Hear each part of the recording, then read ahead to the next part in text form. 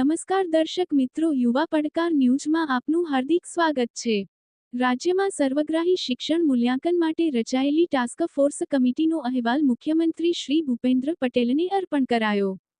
રાજ્યની શિક્ષણ પદ્ધતિમાં 360 ડિગ્રી પરિવર્તન લાવીને હોલિસ્ટિક એજ્યુકેશન એપ્રોચના સર્વગ્રાહી મૂલ્યાંકન માટે રચવામાં આવેલી ટાસ્ક ફોર્સ કમિટીએ પોતાના તારણોનો ભલામણ અહેવાલ મુખ્યમંત્રી શ્રી ભૂપેન્દ્ર પટેલને સુપ્રત કર્યો હતો।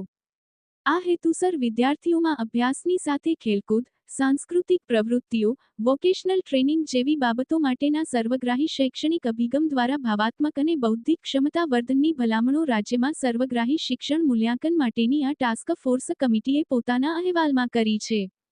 કમિટીના અધ્યક્ષ શ્રી જયેન્દ્રસિંહ જાદવ અને સભ્યોએ આ ભલામણ અહેવાલ મુખ્યમંત્રીશ્રીને અર્પણ કર્યો હતો। હવે રાજ્ય સરકાર અહેવાલનો અભ્યાસ કરીને ઉચિત કાર્યવાહી કરશે।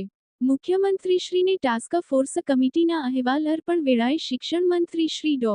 કુબેરભાઈ ડિંડોર, મુખ્યમંત્રીશ્રીના મુખ્ય સલાહકાર ડો. હસમુખ અઢિયા, શિક્ષણ અગ્ર સચિવ શ્રી મુકેશકુમાર અને મુખ્યમંત્રીશ્રીના અધિક અગ્ર સચિવ શ્રીમતી અવંતિકા સિંઘ તથા વરિષ્ઠ અધિકારીઓ ઉપસ્થિત રહ્યા હતા। યુવા પડકાર bureau chief Dilawar R Mansuri, Bodeli, Chhota Udepur બી।